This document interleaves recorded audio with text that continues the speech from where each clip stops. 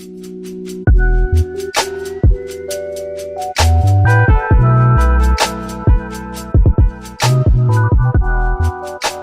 a brief story about like where you grow up, what your education, and like first employment, like short short story about yourself. All right, nobody ever goes that far back. So I'm American. Hi, everyone in the world. I'm bi-coastal. I grew up on East Coast near New York and in the suburbs of LA. So I got a little taste of both sides of the country. Currently live just outside Seattle, Washington, in the top left corner of the U.S. I went to school for computer science at Carnegie Mellon in Pittsburgh. I have a bachelor's and then I had a master's in computer science and engineering from the University of Washington here in Seattle. I really don't code anymore. I did that for a little while, like 2 decades. But I've moved on to help entrepreneurs start companies, and I just dabble in code now and again. So basically, you just get tired from coding and decide to help this world. It's not tired of coding, but there's more to startups than writing the product. A lot more than writing the product, and I find that to be just as fun. So I do way more of that now. It's like 99.1%. Okay, that will work. So, Fledge is accelerating program, right? Yeah. So, what are the typical situation when people come to your accelerator? Like, what problems they facing when they're deciding, okay, we will give it a try? Well, there's a difference between when they decide that they want to do Fledge and when we decide that they're going to do Fledge, just to be clear, right? So only about 3% of applicants get invited. It is really hard to get in, right? It's not quite as hard as the best-known tech accelerators, but it's still harder than Harvard Business School or Stanford Business School. So the typical thing we see that of the companies we let in is one of 2 areas. The minority these days is they have an awesome idea that can totally change the world, but they need to figure out how to jump over the what's called the valley of death. So the valley of death is everything between you have the idea, seems to be okay, customers are saying they'll buy it, but you don't have enough money to bring them the product. That's one problem. The other problem is more often than not these days, the companies that we work with have already crossed that path. They already have some revenues.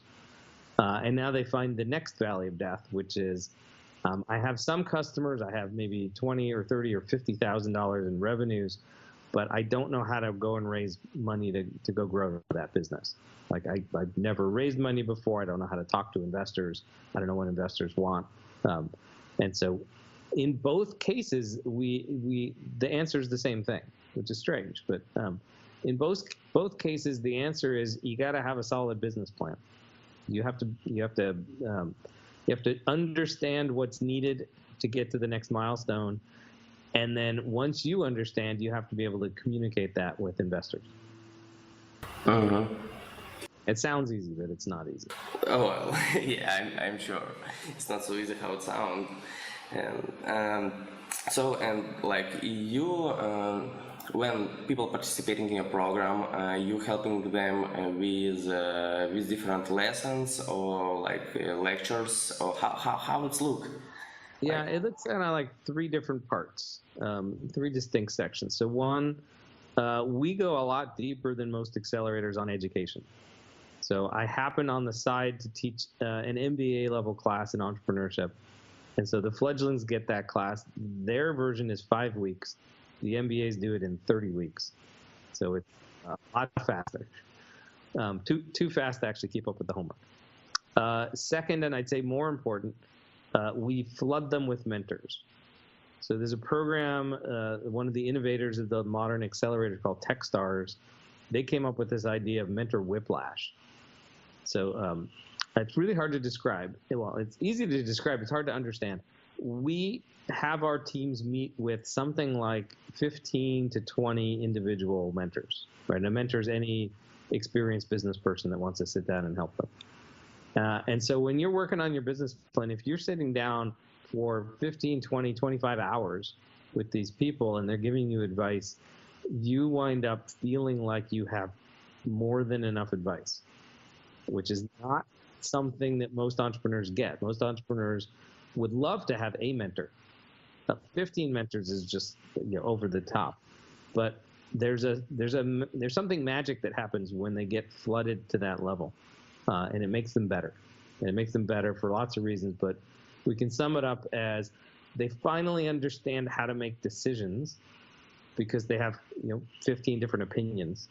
The opinions don't match up, right? And they have to figure out how to move forward, not to just listen blindly to someone else who had some related but not exact experience. That's 2/3. Third part is that we spend 3 weeks working on storytelling, which is also something that we don't see in most other accelerators, right? Most of them work on the investor pitch, and they may do that for a few times a week for a few weeks.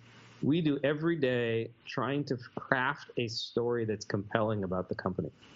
And our goal is to do TED Talks, to do the level of quality of a TED Talk on main stage TED. We got most of the way there this time.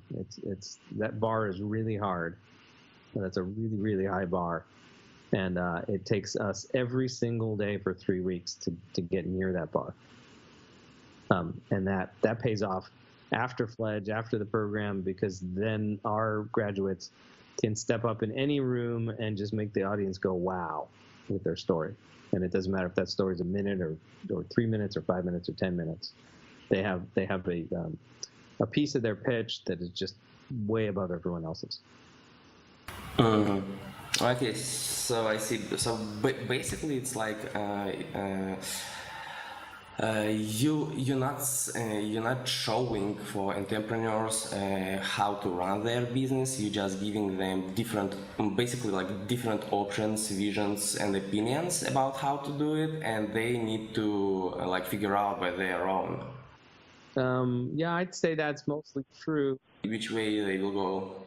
Yeah, but if, for example, if they're weak in accounting, then we will push them to go meet with mentors who are accountants to learn what they need. But if they are our accountants, then they don't meet with those mentors. They'll whatever their weak spot is, they try and fill that in with mentorship and in the class and so forth. So what we're really doing is filling in gaps. Whatever they're not good at, we need them to fix that before they leave the program. Okay, now I see. And what are the requirements for those who wants to apply? You fill out an application. That's it? That's it. We try not to take anyone who's a solo entrepreneur. So team is important. Doesn't mean you can't have. You can be you and you've hired a few people, or one person for that matter. Doesn't have to be two co-founders. And then our accelerator is a little different. That we're impact focused. So you have to have a mission-driven for-profit company that makes the world better. And so that can be a tech for good company, and it can be raising chickens. As long as it looks like it will help some people in the world and get to a significant scale. And can you participate remotely, or you have to arrive? No, it's a 10-week program, not usually 9 weeks in person, and you have to be in one of the cities. And currently there's 3 cities: Seattle, USA, Lima, Peru, and Barcelona, Spain is coming up next. Oh, so you've got different locations so people from all over the world can come over to the city which is close to them. Yeah, close to them, and have a community that cares about that region of the world and investors that care about that region of the world. So even though Seattle is far from Africa, we tend to have a lot of Africans in Seattle. And we tend to have more Latin Americans in Peru, and we're expecting more Europeans and Middle Eastern and North Africans in Barcelona. And how old is your program? 5 years. And how many companies already participated in it? So we just celebrated our 5th anniversary. We've done 9 sessions, 70 graduates, and 7 start on Monday. Whoa, it's a good amount. And what is the like how to say? What is the most successful story of you call them fledglings? Fledglings, yeah. Fledgling. What the most successful fledgling so far? Oh boy, I hate that question. All right, we'll do. There's a lot of there's 77 stories. There was a group that came to the very first Fledge here in Seattle almost 5 years ago. So I met them just over 5 years ago. They were 4 people, basically hippies, modern day hippies. And they had a dream to build cook stoves in Africa. Uh-huh. 5 years ago, there was no for-profit cook stove companies, right? There were some, but they were grant funded, right? This company said, no. The right way to do this whole industry is with investing, just like every other business. We want to do that in Africa with a factory in Africa, which is just not a common thing to do. And oh, by the way, we just need $4 million to do it, which is not an insignificant amount of money. They had a great plan, right? Talk about plans. They had a 70-page operations plan that detailed every machine they needed and every worker they needed. Incredible amount of detail on this operations plan. And so we helped them through that a little bit. We helped them with a little bit with the pitch. We introduced them to some investors. And, investing takes time, but they did eventually close. These days, it's $8.5 million to date over 5 years. Have a factory up and running in Nairobi.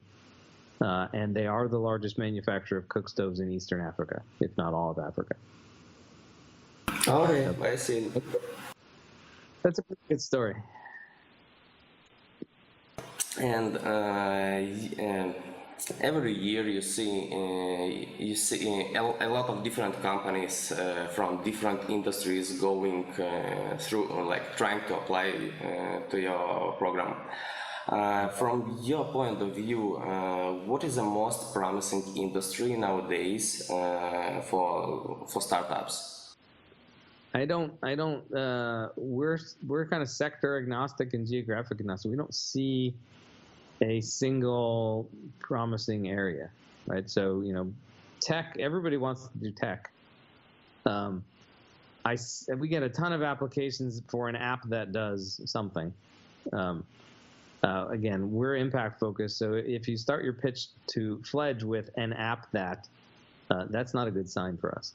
That's not a promising way to start a pitch. Just there's no an app doesn't itself solve a problem. Uber for housing. In the last batch, we had everything from a breakthrough spray-on coating that stops rust on steel to a company that launches toilets in Uganda. Toilets in Uganda? There are 3 million people in Kampala and only 1,000 public toilets, and homes don't have toilets. There are more toilets in the stadium 2 blocks away from Fledge and here in Seattle than there are in the city of Kampala. Whoa, that's interesting statistic. So, when you say, promising industries, I would say anything that tackles the 3 billion people on the planet that live under $3 a day. That, you want to market. That's a huge market. They have money. They have $3 a day.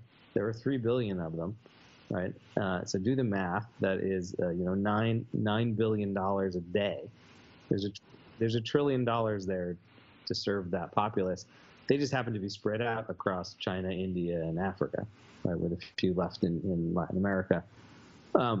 So huge industry. Most people, are still working on an app that serves some purpose for the middle class, which is harder to do. Okay, I see. And so, in startup world, there is statistic that 9 out of 10 companies usually fails. And how you think entrepreneurship, is it inborn characteristic or it's a skill that people can gain? So it's definitely teachable, right? The pieces you need to be an entrepreneur are teachable. The drive to go and put those pieces to action, I don't think people are born that way, but they become that way, right? And again, what I've seen I've been doing this for 25 years. We didn't do that part of the bio. So I've been an entrepreneur for 25 years. Fledge is my 6th startup, my 7th startup I did on the side earlier this year. I've met I met thousands of entrepreneurs. There's some of them, when you meet them, when you're interviewing them or just meeting them in an event, have this sparkle in their eye, right? There's something they've latched onto, whatever that problem is, and they're not going to stop, right? They got to run out of money. Everybody has to leave them, right? All their friends and family have to give up on them, and then maybe they'll stop it. But they are nearly unstoppable beings, and it's just a twinkle you see in their eye. And so, passion was, I guess, what dream people, and personally, in my opinion, doesn't quite sum it up. And personally, in my opinion, I guess passion is 50% of success.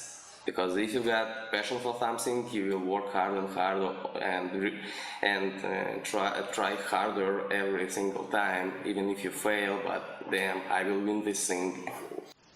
Yeah, and I'm gonna back on your 90% number. So in a successful venture capital or angel portfolio, 30% of the companies return money to the investors.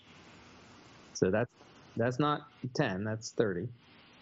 And in the research on accelerators, you'll find that graduates of accelerators tend to have 80% of graduates are still in business or have exited in 3 years, or 5 years. So there's something about the accelerator programs. Either we're just picking the winners, but I think, in fact, in general, we're making them better, and so they're not dying at the normal rate. Or we're just filling them with passion and they don't give up. One of the two. So basically, you're accepting companies which trying to help this world, supporting them during their path and giving different lessons about that and that. So just to make them come to the point where they can call it success. The whole picture. Our measure of success is simple. So we want all our fledglings to still be in business, right? Until they, most of them don't want to sell their company, but until someone has purchased it, or it's paying back investors, whatever their measure is, we want them to still be in business, not just 5 years from now, but 10, 15, 20 years from now. Okay, I see. So, and let's say right now some guy knocking to your door and saying to you hey, I want to start my own business, my own company. I've got a passion, I've got great idea, and what you will recommend to him, or better to say, how to test the business idea before starting investing money and time in it? What is a good way? Yeah, so there's a great book. It's called The Lean Startup. And there's nothing in the book that we weren't doing 25 years ago. It's kind of interesting. Eric did a good job. Eric Ries is the author, and he did a good job of giving names to a methodology that many of us had been doing for years, including himself. And the biggest lesson in the book, right? So it's the typical 200-page book. The biggest lesson is that, at least my interpretation, you will not get the right answer from a customer if you're just going around asking potential customers what they think of your idea. You will mostly get positive answers. If instead you go to those same people and you try and sell them a product, whether it exists or not, right? And the word MVP is behind your head there, right? Which comes from his book. If you're trying to sell them something, they will give you a much more reliable answer. And you will discover that 90 to 95% of the time, if not worse, their answer is no. Right? No, I won't buy this. And then the best way to get information on whether or not you're on the right track is to track that percentage and then ask the people who are saying no why they're saying no. So if you go out and you talk to 100 potential customers and 98% say no, you probably don't have a viable idea, but you should have, ideally 98 answers on what went wrong. More likely you have 20, because not everybody gives you an answer. Not everyone gives you a truthful answer, but you get some idea of what you've missed. And it could be a feature you missed, or it could be that you just can't produce what they want at the price that they want it. It could be that they don't value what you're doing at all. But you got to go out and ask them to buy something. So, case in point, right? The book talks about a lot of them. I did this for my accelerator.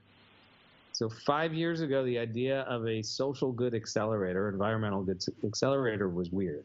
It was not a common idea. And I didn't know whether or not I didn't know personally a whole lot of questions, but the key questions is, who were these people?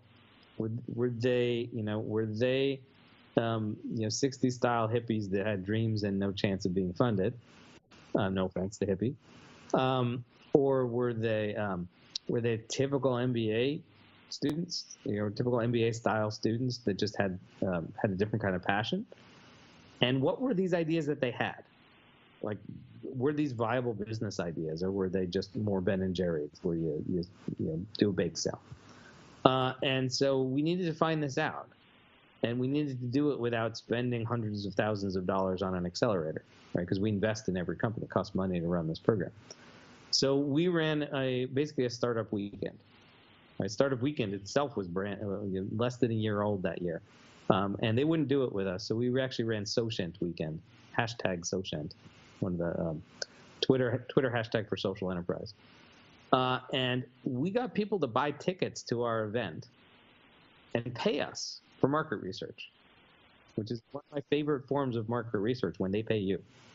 So we knew from that there was a demand for some level of mentorship and some level of help and some direction and structure to helping these entrepreneurs. But then they paid us, and we got to work with them for 2.5 days. So we got to see face to face with them who they were, and they pitched ideas on Friday night.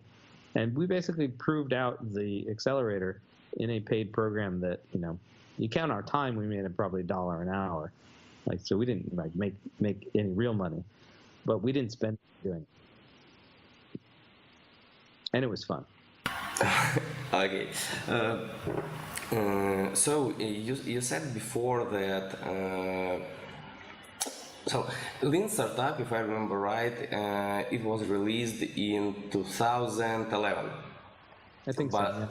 Yeah, but you said that even like 25 years ago you was using same methodology. Yeah, so not the MVP part, mostly because you couldn't back then. When I started, I started my first company in '92, which was the year the web was invented. Right? There was no commercial web for 3 years. So it was really hard to find potential customers back then. But the idea of release a product as a hypothesis and watch what the customers do and make changes and iterate. Yeah, we were doing that back in the 90s. We just didn't have a name for it. We would call it, rapid prototyping and iteration. And that's also in the book, right? The faster you can do that cycle, the better off your company. So, and yes, as you said, you need to make your product fast and release it to people to see like how people will act when they will see your product, if they want or don't want it. And that, if I understand right, it's sort of like checking product market fit. Yeah, so we built a product. So my fourth startup, Media Systems, 2004 when we started, but in earnest. I wrote the prototype at the very end of 2004, like winter break 2004. First day of 2005, we went off and tried to sell it to the first customer. It was really just a weekend build prototype, right? Tech company. We kept selling it for months and months and months. It was we're looking for a 6-digit sale, so hundreds of thousands of dollars, if not $1 million sale. We landed our first customer later in 2005, and the day they said yes, we hired the team to build it, like build the product. So we had a very lean startup, and we had we had an MVP. We had less than MVP. It wasn't actual minimal. It was bells and whistles, and it demoed really well. And as soon as someone said yes, they would buy it for a significant amount of money, then we built the team, and then we delivered the product, and then we raised the capital from venture capitalists in that order. We did it again. So that team was running that product, and then we got Verizon Wireless to say yes to a different product, and I had to hire a whole extra team to do that. We had to deliver to them and raise more money and rinse and repeat. Okay, and so basically that mythology was knowing long time ago, but it's just in 2011 it started to be popular, and everyone started to call it, okay, it's lean startup mythology. Yeah, and with that, when it didn't have a name, it was much harder to convince my partners and my funders that it was a viable idea, that it was a viable way to do it, because they were still thinking of the old-fashioned way of no. Let's go raise $5 million and let's go build the product. Hire the team, build the product. Send it out to the world and see if it worked. I was like, I pushed back and said, no. Let's find the customer that wants the product, and we'll iterate on weekend level of coding. So if we met a customer and they said, it's nice except it's missing X, Y, and Z, I would go off and build X, Y, and Z in the prototype, and then we'd get on a plane, go back, show it to them, and they'd be all impressed that we were able to do that in 2 weeks, when in fact it took a day.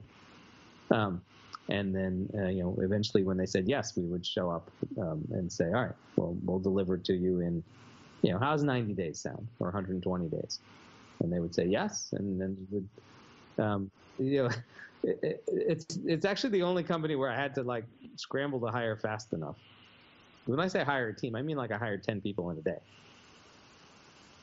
right? In a 3-person company, we went from 3 to 13 in a 10-day period. It's fast. Yeah. And since you built several products by your own, how you measure if product is have fit to market? How you measure that people will want your product? You will notice it when it happens. Best most recent case right now would be investorflow.org, which I launched in January. So again, I spent 3 days over winter break building it out. We had talked to a bunch of investors before that, who all said yes, this was a good idea. Which, just be clear, we talked to about 40 investors. 40 people all said yes, this is a good idea, which scared me a lot. Right, that level of positive feedback made me feel like we were missing something huge. That's not good. That's not a good sign. You want some. There was some good critical feedback in the 40, but still, everybody said it was a good idea. So I spent personally 3 days to build it out. We launched it in January 2nd, and you have product market fit when you don't have a chance to launch your marketing campaign because people are already signing up. So incoming requests were showing up on launch day, and the next day, and the next day, and the next day for the next 2 weeks. And we used those early talk about early adopters. We used those people to help then iterate on our processes to onboard these people and iterate on the website a little bit to fix the little issues before we launched the marketing campaign to get more. And we've gotten at least one person to sign up every day this year. And so that is a sign of product market fit. When they're calling you, then you've got something right. Right.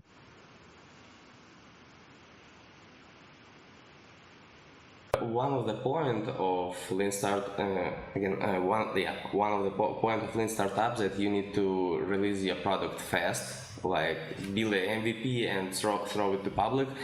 But for example, for startuppers, if they got like if it's just a two-person startup, and for example they release their product,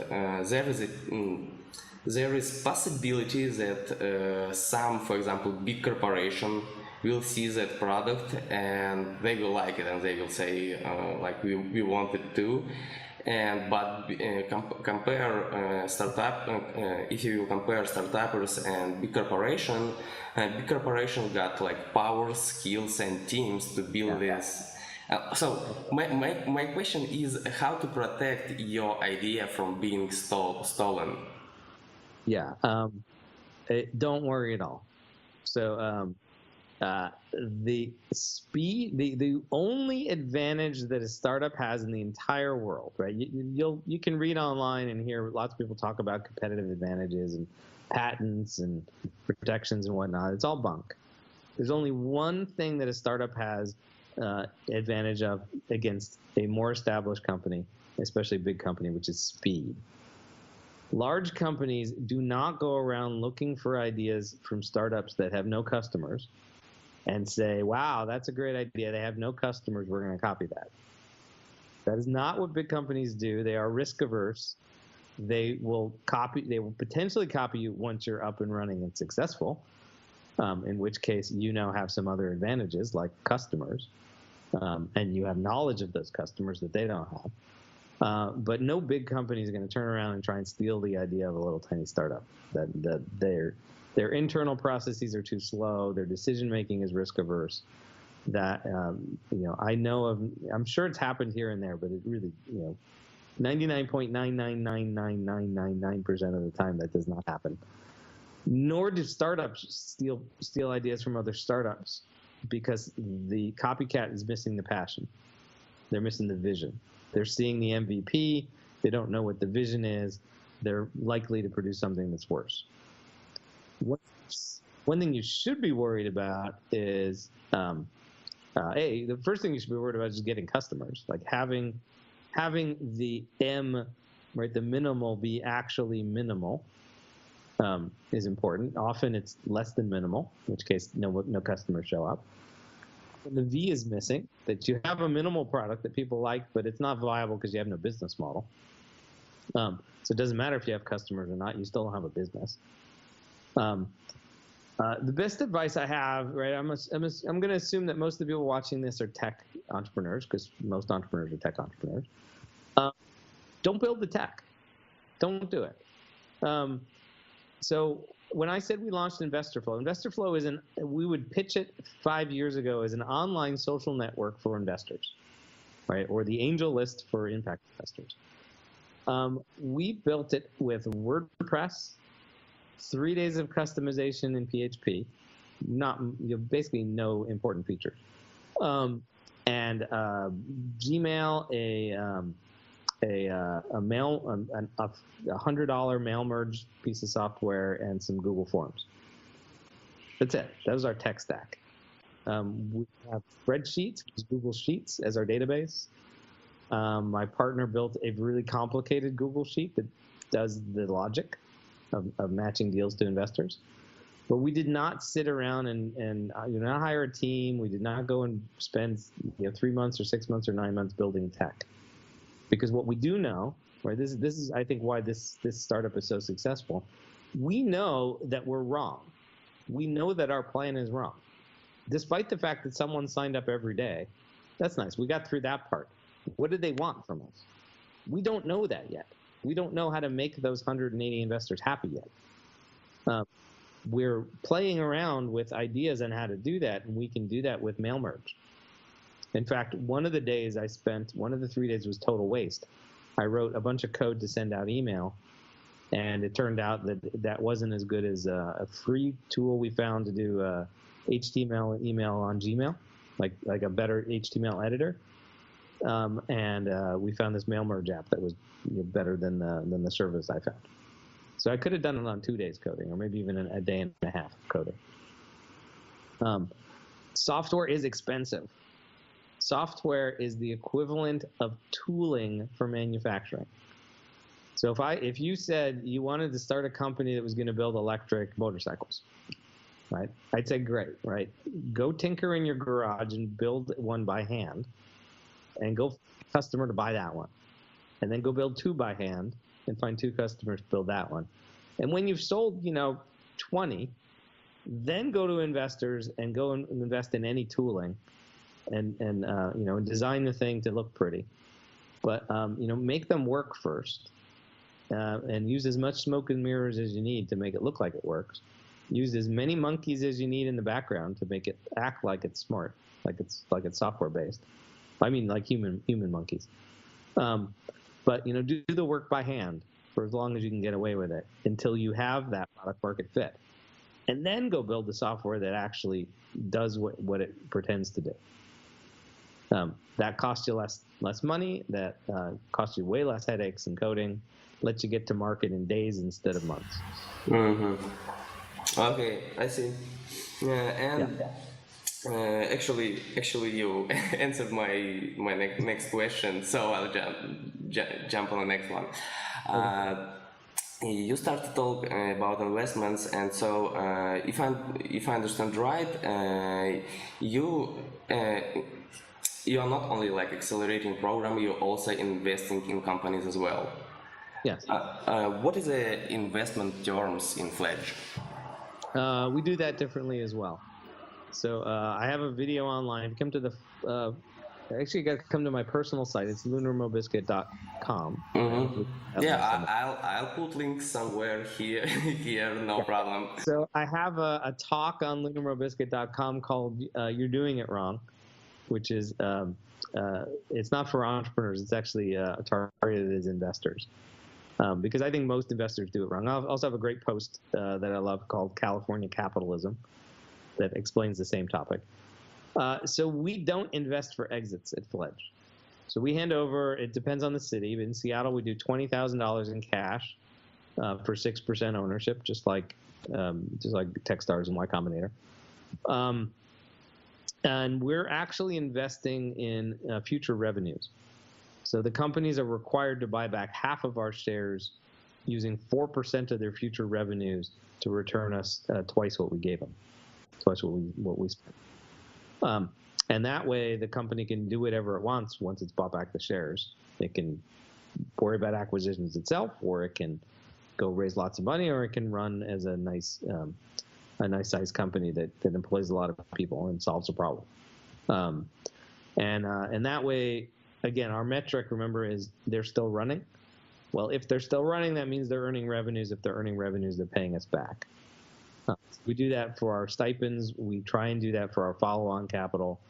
And we don't know why everyone doesn't do this. Okay, yeah, and I actually saw that video, and where you was drawing the diagram of how like everyone investing and why it's wrong, and I like the, like I'm not like super entrepreneur, but me personally I like the idea behind, So what documents you need to get investments? Like some particular things, like what you need to have to get investments in, except company, of course. So you need a company. It's a lot of the accelerators force entrepreneurs to form a company in order to apply. We also do that. You form a company when you're asking a customer for $1 or ruble or euro. And you need a company before you sign the documents with an investor. Otherwise, you don't actually need the company, right? Because there's nothing at risk. Then, in order to get the investors to say yes, it depends on the investor. But typically, you need a 10 to 15 slide deck describing your business. What you need to know, and everybody needs to know, is investors are lazy, especially angel investors, right? They're not professional. Even the ones that are professional, we don't want to read 20, 30-page plans. I don't want to read any plan. I want to see the idea laid out in a good story. And if you can do that in 10 slides, the typical We call it the Guy Kawasaki 10-slide deck or 12-slide deck. Personally, I like it in a one sheet. So the whole business plan laid out in one sheet, one side of one sheet of paper, or sometimes front and back if you have something interesting to throw on the back. And you need to have already done a financial model to answer the question of, can this company make money? If so, when will it make money? And how much money will it take to get there? Most investors are not going to read through all of that, but that's the underlying basis for the hockey stick. If you just make up the hockey stick graph, right? As soon as you have any investor that cares about finances that asks you a question, you're going to lose. You're going to lose that investor because you're not going to be able to answer their question. So those are the minimum pieces. Right? Ideally, a really good one-line pitch and a really good one-minute pitch, because you're going to say those over and over and over again, and they need to be compelling. And so if you want to see what that looks like in 5-minute form, nearly all of the fledglings at Fledge.co pull that off on their demo day talks. Some of them don't quite get there. So basically, it's the faster, like the shorter you will introduce your company, the better, right? Shorter and compelling. Yes, of course.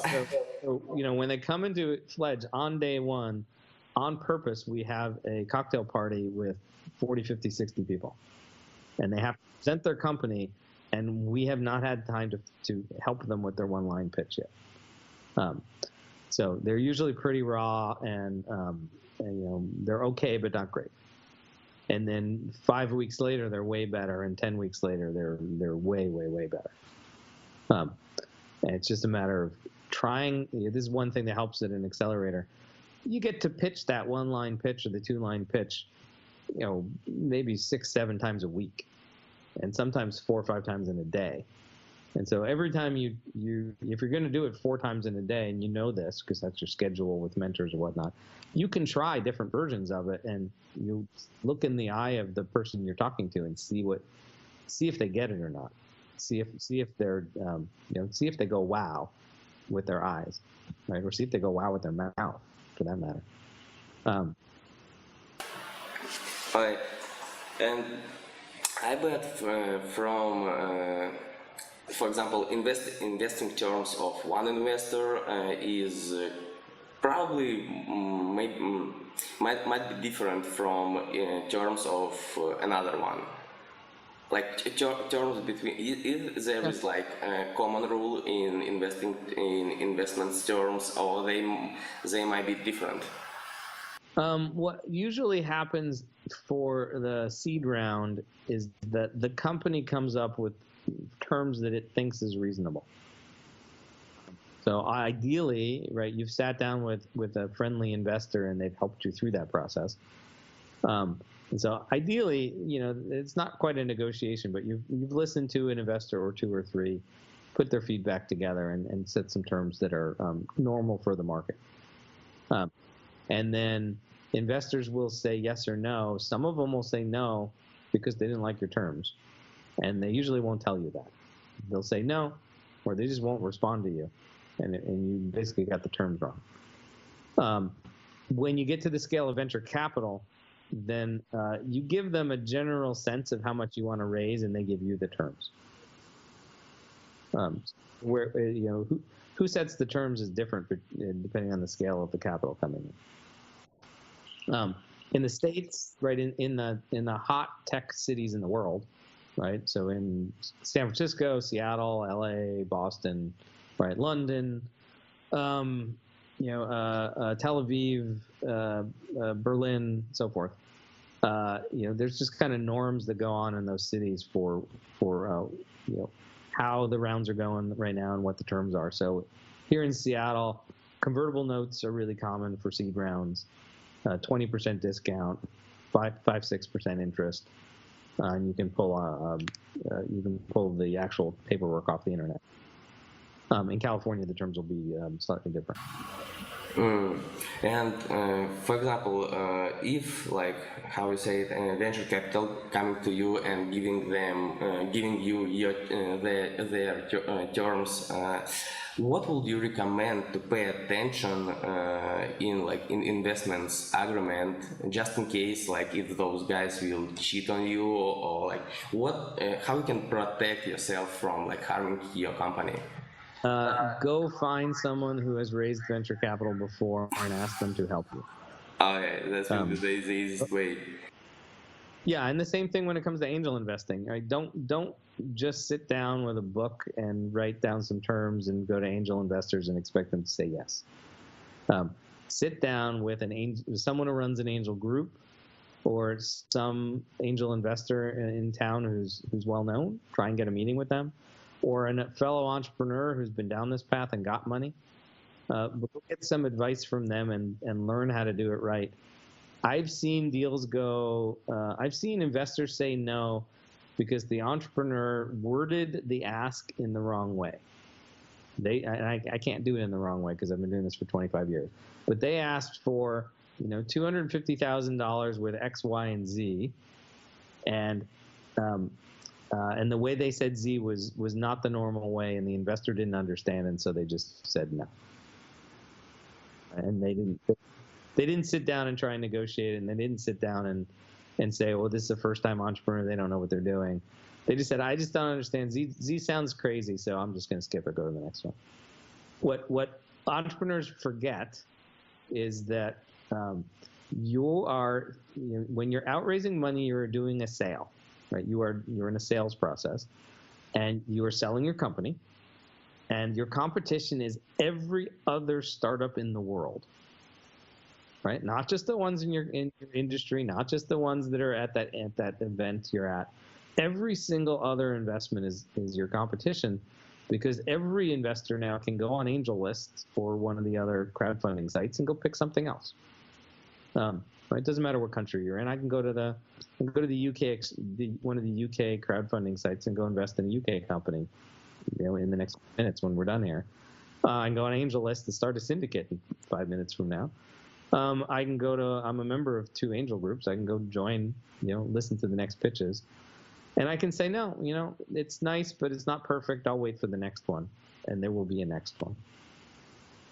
There'll be the next 100. So you got to stand out, right? So that's why your pitch has to be awesome, so that they remember it. That's why your terms need to be, ideally better than average, not just average. If they're below average, you're just going to get a lot of no's. And this is why you have to learn how to speak investor, because if you speak it wrong, it just shows that maybe you didn't do all your homework, and I'll just go to the next one. Mm-hmm. No, and I'm sure during the time while you have accelerating program, there was like one guy which like pitched his company in the best perfect way. And what was the absolute and maximum amount of money you invested in company for that one like perfect guy with perfect pitch? Well, for first 4 years at Fledge, we only invested $20,000 per team. So it didn't matter whether they were awesome, whether they were the first on the list or 7th. They all got $20,000. Now we have some money to do follow-on investing, and so we can invest in the graduates. And the way I talk about that for the investors is the best of graduates. And best of for us is, we invested we did a follow-on investment after they graduated, and they paid us back. Right, paying back is the best possible proof that you're a good entrepreneur. You've earned money. In this particular case, I'm thinking of, it's a company called East Africa Fruit, and this entrepreneur came to Fledge. He was like 23 years old. He had saved up $6,000 to start this company. He invested. It was just his money to start with, so $6,000 in year one. And you earned $100,000 in revenue off of that in the first year. He gets to Fledge, and he earned $100,000 in the first quarter, right before Fledge, for year 2. So he was already on track to like quadruple. I think he ended the year with like 350. And then the next year he did 600 and change. And the next year it slowed down a little bit. He was like 800 and change. So this guy took like no money and turned it into a company that was making almost $1 million in revenue. Right? That stands out as an awesome business. Those you don't see very often. That is in the applications for Fledge, we ask 2 questions that are really, or 3 questions that are really telling. One, when did you start? Right? And for all the entrepreneurs out there, there's no start date, right? You have to pick a date. Is that the day you thought it up, or is that the day you quit your job? But you pick a start date. You tell us, what's your start date? Second one is, how much money have you raised to date? And that number varies on our applications from nothing to $3 million. And then the third question is, how much revenue did you have last year, last 12 months? And so basically you can see 3 patterns. There's the companies that they're a year old, they raised $200,000, right? Later we'll find out it's friends and family, but they raised $200,000 and they've earned nothing. Okay, that's not only a startup. See companies that they raise, they're 3 years old, they raised $5,000 and they've had $5,000 in revenues. Okay, they're on track to do something, but they're maybe better than the other ones, but they look kind of interesting. And then there's the ones like East Africa Fruit, where they go, well, we raised $6,000 just from my own pocket, and we did $100,000 last year. Those stand out. That is not your typical pattern for the entrepreneurs that are trying to build the next Instagram or Facebook or Google, because that's not what Facebook did, right? Facebook was like 8 years old before they earned $1. Google was 5 years old before they earned a single dollar. But you want to find investors? Go make money from customers, and you'll have investors. Okay. And of course, like getting investments is how to say, investments will help your business to grow, to go to market like faster, but it's positive things. But I'm sure there is also like opposite of it. What downsides of raising money? Okay, so just be clear, it's usually not talked about this way. The only purpose of raising money is to speed up your time to profits. That's it, right? Unless you have a business that is, making charcoal briquettes, and you have to have the machine that presses the briquettes, right? You're building cook stoves in Africa, you need the welding machine, right? Unless you need a piece of equipment, the only purpose of money, usually in the tech world, the only purpose of money is to speed your time to market, right? You could do it on the side. You could have a job. You could do this business on the side. You could get there. It'll just take you, twice as long. And so the upside of taking the money is you get there faster. Or you find out if you get there faster. Just be clear, right? Money often is wasted, and you just discover you didn't really have product market fit before, and now you don't have product market fit still, but you blew through $500,000 or $1 million. The downside of taking money from investors is that they want their money back, right? They don't say this, right? They say, oh, we're looking for the exit. But what they really want, the reason they invested in the company, is they want their money back, and then some, right? They want 10x back. And so as soon as you take money from an investor, there's a clock that's ticking. So they'll only give you money for a year. They'll say a year to 18 months, but they expect you to spend the money in about a year. And so they expect you're going to run out of money again in a year. And once you've taken their money, you have grown your business using their money, and it is near impossible to go back down to the size you were before you took their money. Right? That's usually death of the company. So once you've taken the money, you're obliged to make your milestones and do this 2 or 3 more times. And 2, they're expecting something to happen, and they're going to get upset at you if 18 or 24 months have gone by and you are not delivering on your milestones, right? You set those milestones as part of the negotiation, right? The terms said, with this money, here's what we expect to do. Here are 3, 4, or 5 bullet points that we expect to do. And usually you don't make all of those. And when you don't, you have to now deal with investors that are upset with you.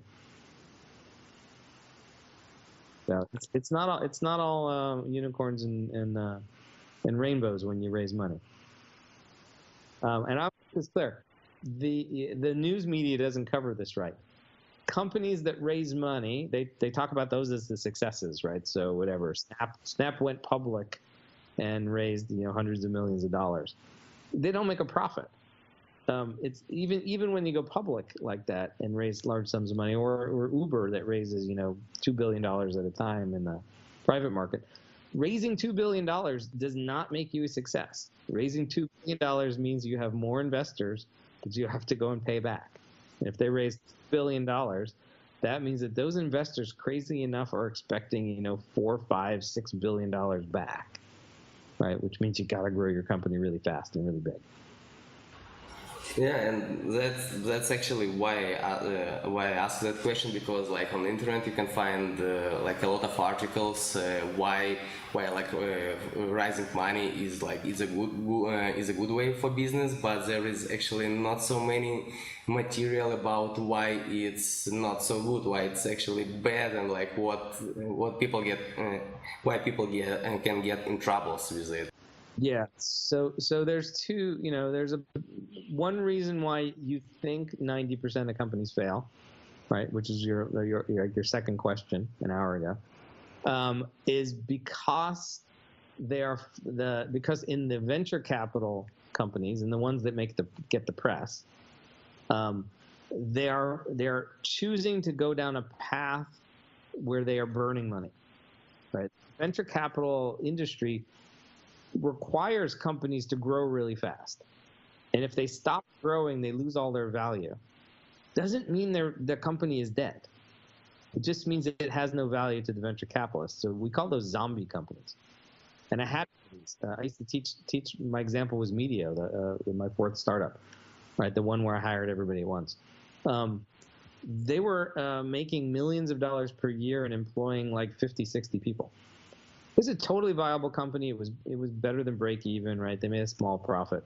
The company could have kept running for 20, 30 years. There's nothing wrong with the company, but it had no value to its venture capitalists. And then one day a giant No, it's totally fine. Overvaluing acquirer came along and bought them for a huge sum of money, which was awesome. But that was unexpected. That was an unexpected pleasure. I expected that company to be a zombie in 10 years. 10 years later, to still be telling me, "Oh, yeah, we're still running. We're still employing 60 people. We're doing something completely different now, but we're earning money." Okay. Well, thank you for sharing your knowledge, and we have a little bit time left, and so I have the last two questions for you.